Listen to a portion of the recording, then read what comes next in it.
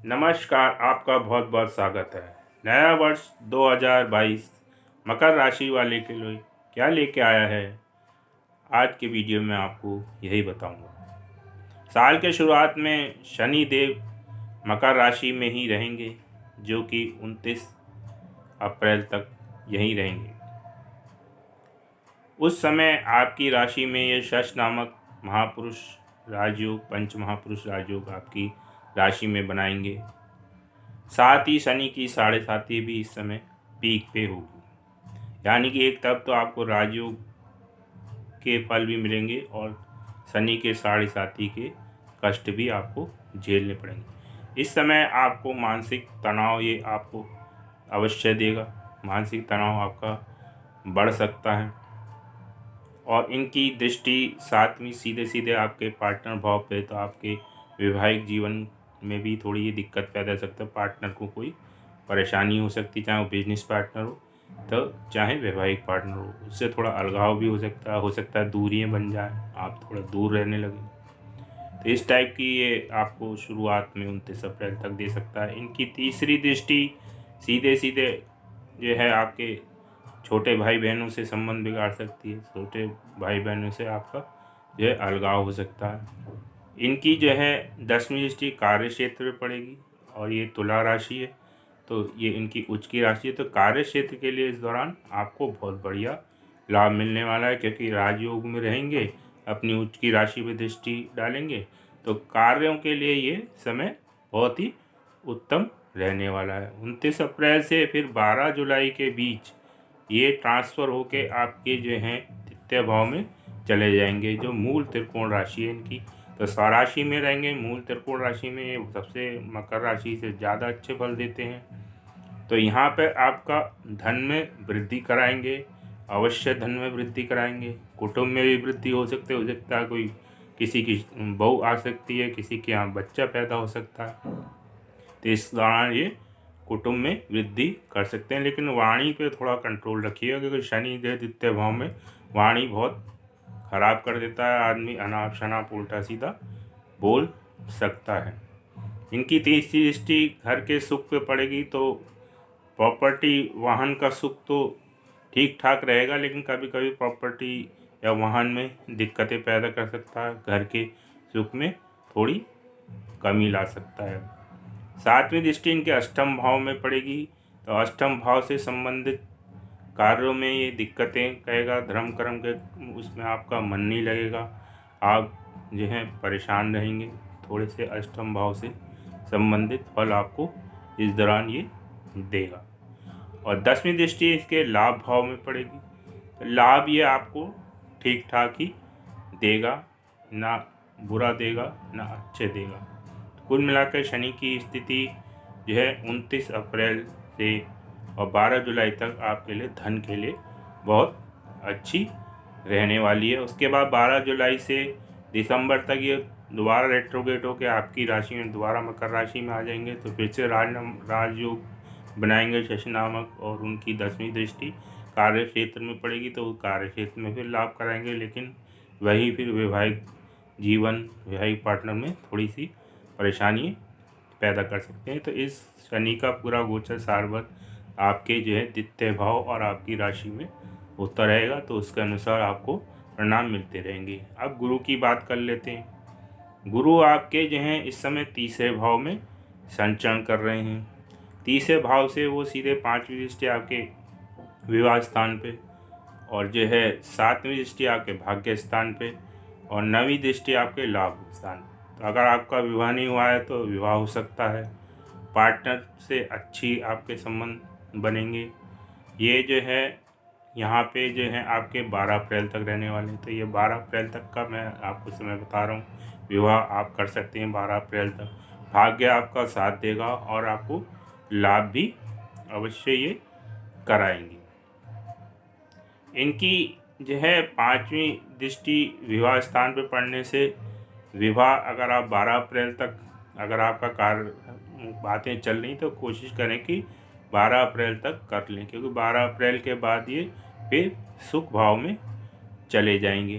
12 अप्रैल के बाद सुख भाव में जाके सुख में ये वृद्धि करेंगे। कार्य क्षेत्र पर दृष्टि पड़ेगी, तो गुरु के संबंधित कार्य आप भी कर रहे हैं, कोई टीचिंग का कार्य कर रहे हैं, एडमिनिस्ट्रेशन का कार्य कर रहे हैं, फाइनेंस का कार्य कर रहे हैं, तो इसमें काफ़ी उन्नति आपकी कराने वाले हैं। वैसे भी और कोई भी कार्य कर रहे हैं तो उसमें भी उन्नति कराएंगे, लेकिन इन कार्यों में विशेष उन्नति आपको मिलेगी जो गुरु से संबंधित कार्य आप करेंगे।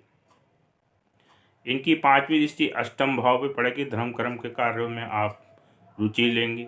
और इनकी जो है 9वीं दृष्टि जो है आपकी जो है 12th हाउस में पड़ेगी। तो 12th हाउस में ये जो है आपकी धार्मिक यात्रा कर सकते हैं। इस दौरान विदेश जाने का मन है तो विदेश जा सकते हैं, तो विदेश के लिए भी अच्छा समय। मेडिटेशन में आपकी जो इच्छा बढ़ा सकते हैं। तो कुल मिला के गुरु जो हैं यहाँ पे 12 जुलाई के बाद पूरे साल भर रहने वाले हैं। तो इस टाइप के आपको फल आपको ये 12 अप्रैल के बाद पूरे साल भर रहने वाले हैं।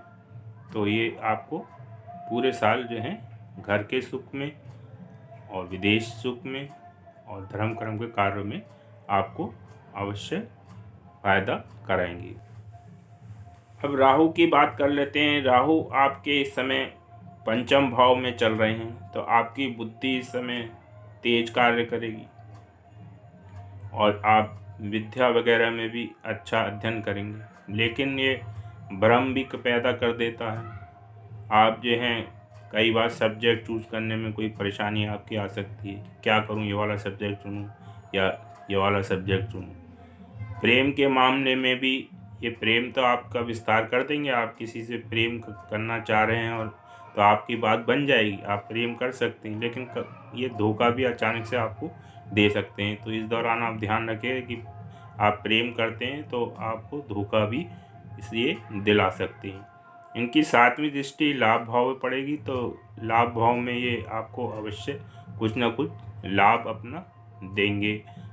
किसी भी कार्य क्षेत्र से संबंधित लाभ या किसी भी टाइप का लाभ आपको अवश्य ये करा सकते हैं। इसके बाद इनकी 5वीं दृष्टि उच्च शिक्षा वाले भाव, पिता वाले भाव, भाग्य भाव में पड़ेगी। तो पिता से कुछ झगड़ा करा सकते हैं, पिता से आपकी दूरी बढ़ सकती है।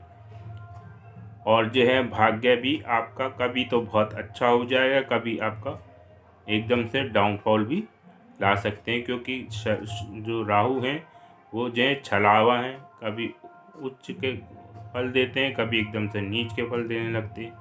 तो इस तरीके का भाग्य ये आपका बना देते हैं।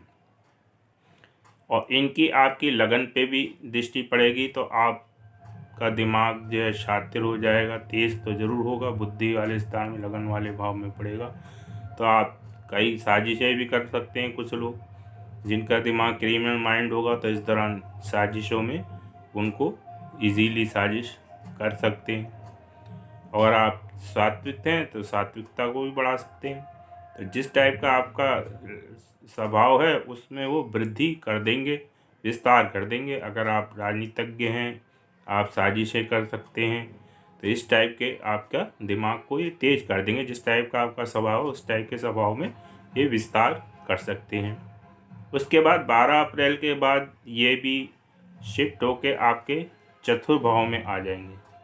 तो प्रॉपर्टी वाहन का सुख तो ये अवश्य दिलाएंगे, लेकिन मोक्ष भाव में ये इतने अच्छे परिणाम आपको नहीं देंगे। तो घर के सुख में थोड़ी कमी कर सकते हैं, माता के सुख में कमी से कर सकते हैं, माता को कोई कष्ट हो सकता है। तो इस दौरान आप 12 अप्रैल से पूरे साल भर यहीं रहने वाले हैं, तो थोड़ा सा ध्यान रखिएगा। अब केतु की बात कर लेते हैं। केतु आपके लाभ भाव में चल रहे हैं, तो केतु लाभ भाव में अच्छे परिणाम देते हैं। और ये जो हैं अपनी एक तरीके से अपनी स्वराशि भी कही जाती है इनकी, वृश्चिक राशि। तो इस दौरान ये आपको लॉटरी, शेयर, सट्टा वगैरह में लाभ दे सकते हैं। तो आप जो हैं अगर लॉटरी, सट्टा, शेयर खेलते हैं तो आप कोशिश कर सकते हैं, इस टाइप के आपको फल दे सकते हैं। उसके बाद ये भी 12 अप्रैल के बाद राहु के साथ साथ आपके कर्म भाव में आ जाएंगे, और 12 अप्रैल के बाद पूरे साल भर वही रहने वाले हैं। तो इस दौरान आपको थोड़ी सावधानी बरतनी है, आपका कार्य में मन नहीं लगेगा। चाहे बॉस हो, चाहे कोई, किसी की बात को आप बड़े लाइटली लेंगे और किसी काम को अधूरा छोड़ सकते हैं, पूरा होते होते उसको आप बदल सकते हैं। आपके अंदर कन्फ्यूजन पैदा कर सकता है कार्य क्षेत्र में। कभी आप एक कार्य कर रहे होंगे, वो उससे मन ऊब जाएगा, फिर दूसरा कार्य करने लगेंगे, फिर तीसरा करने लगेंगे, यानी कि उदासीनता ले आएगा कार्य क्षेत्र में आपके लिए। तो ये अच्छा नहीं, क्योंकि कर्म क्षेत्र है, अर्थ त्रिकोण है, तो अर्थ त्रिकोण में केतु जो है बहुत अच्छे परिणाम नहीं देते।